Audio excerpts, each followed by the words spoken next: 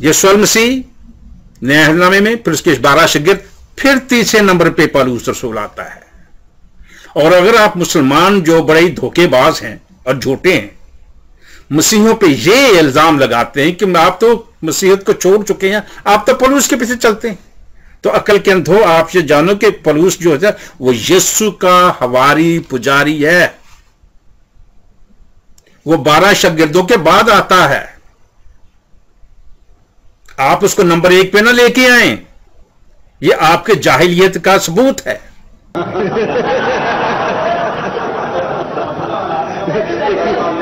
अल्हम्दुलिल्लाह रब्बिल आलमीन वस्सलातु वस्सलाम अला सय्यिदिल मुरसलीन।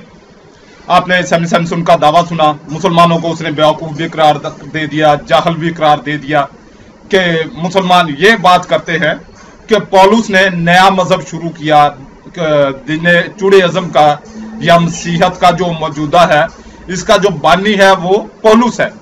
और मैं भी ये कहता हूँ, हमारे मुसलमान भी ये कहते हैं। अब इस मामले में इसने हम मुसलमानों को बेवकूफ और जाहल करार दे दिया।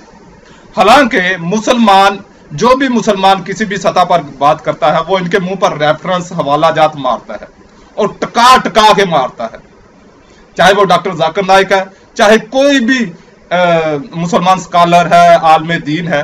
जब इस मौजू पर या किसी भी मौजू पर मसीहत की मिट्टी पलीद करते हैं तो हवाला जात के साथ, रेफरेंस के साथ करते हैं, और वहां पर इनके मुंह देखने वाले होते हैं। चलो खैर, आज असल में ये जिस तरीके से वो हमारे बुजुर्ग जो हैं या दूसरे स्कॉलर हैं वो हवाला जात पेश करते हैं, रेफरेंस पेश करते हैं, वो इनको समझ नहीं आता। आज मैं अपने रंग में इनको हवाला जात पेश करता हूं जो इनकी समझ में आता है। वो अंदाजे बयां, वो अंदाजे तखातुब इनको पसंद नहीं आता जो मुसलमान इनके लिए रवा रखते हैं। इनके लिए मेरे जैसा नकम्मा जो रवा रखता है वही इनकी समझ में आता है। सबसे पहले देखते हैं कि यस्सु की जो तालीम क्या है, यस्सु की तालीम क्या है। इसको हम देखेंगे मत्ती बाब 5 और आयत 17 में। ये ना समझो कि मैं तौरात या नबियों को रद्द करने आया हूं, मैं उन्हें रद्द करने नहीं बल्कि पूरा करने आया हूं। क्योंकि मैं तुमसे सच कहता हूं कि जब तक आसमान और जमीन नाबूद नहीं हो जाते, जब तक आसमान और जमीन नाबूद नहीं हो जाते, शरीयत का कोई छोटा सा हरफ या जरा सा शोशा तक मिटने ना पाएगा, जब तक सब कुछ पूरा ना हो जाए। अब ये जब तक सब कुछ पूरा ना हो जाए, ये जो है ना, ये जहन में रखिएगा, इस पर मैं बाद में बात करूंगा। इसलिए जो कोई इन छोटे से छोटे हुक्मों में से किसी को तोड़ता है और दूसरों को भी यही करना सिखाता है, वो आसमान की बादशाही में सबसे छोटा कहलाएगा। लेकिन जो इन पर अमल करता है और दूसरों को भी इन हुक्मों की तालीम देता है, वो आसमान की बादशाही में बड़ा कहलाएगा।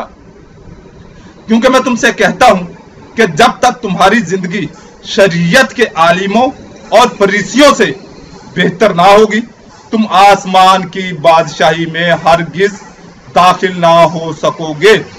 ये था पौलुस यस्सु का हुक्म, किसके बारे में?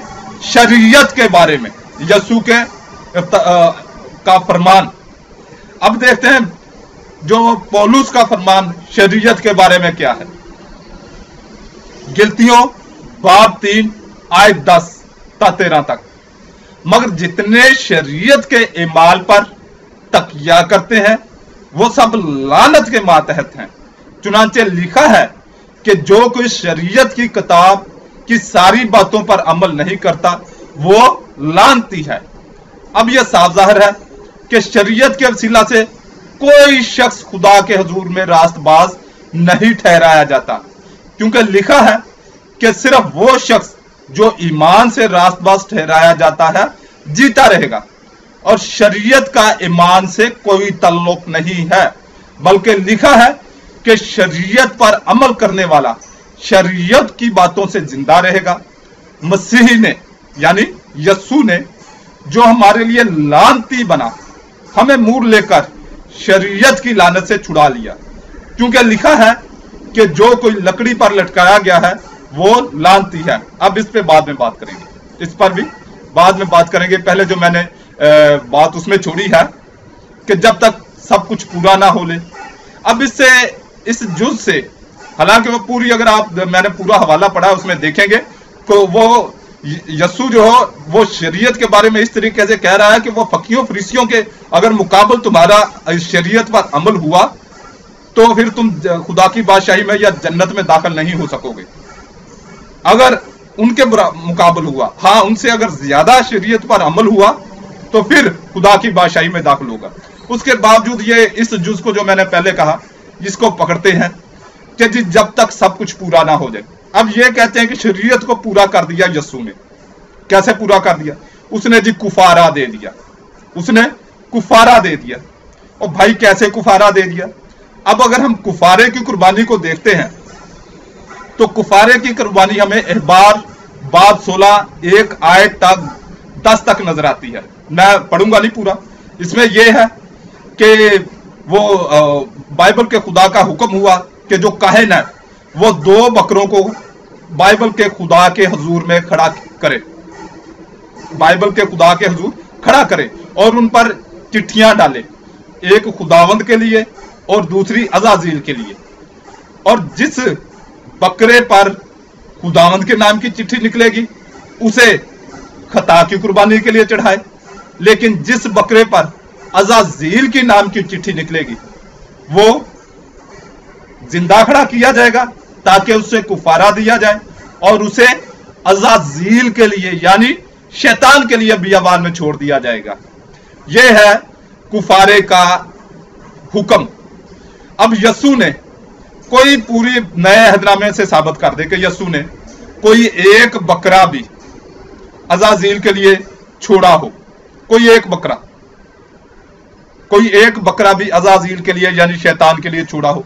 अब आप कहते हैं कि नहीं जी यस्सु ने कोई बकरा नहीं छोड़ा, यस्सु खुद कुर्बानी का कुफारा बन गया, खुद बरा बन गया। अब जो कुफारा है वो किस तरीके से है कि उसको जिंदा छोड़ा जाएगा कुर्बानी के अपना अज़ाज़ील के लिए जिंदा छोड़ा जाएगा बियाबान में, जबकि बाइबल बताती है कि यस्सु को जलील करके रोमी सिपाहियों ने और यहूदियों ने जलील करके इसके मुंह पर थूक कर जलील करके कत्ल किया। इसका मतलब ये कुर्बानी नहीं हुई। चले मान लेता हूं यस्सु का कोई एक फरमान दिखा दे कि मैं अज़ाज़ील के लिए शैतान के लिए कुफारा देने जा रहा हूं, कुफारे के तौर पर मैं ही तुम्हारा कुफारा हूं, जिसे बियाबान में चलो उसने निजाम बदल दिया, वो बियाबान में नहीं गया। तो कोई एक फरमान दिखा दो जहां पर उसने ये कुफारे की कुर्बानी को पूरा किया हो शरई एतबार से। कैसे है कि अज़ाज़ील के लिए शैतान के लिए छोड़ा जाएगा बकरा। अब इसका मतलब यह होगा कि जो यस्सु ने कुर्बानी दी है वो शैतान के लिए दी है, बाइबल के खुदा के लिए जो पत्थर का है, जो जिसको पिल्लर की तरह याकूब ने खड़ा किया और उसके सर में तेल डाला, उसकी तरह उसके लिए नहीं बल्कि अज़ाज़ील के लिए दी है।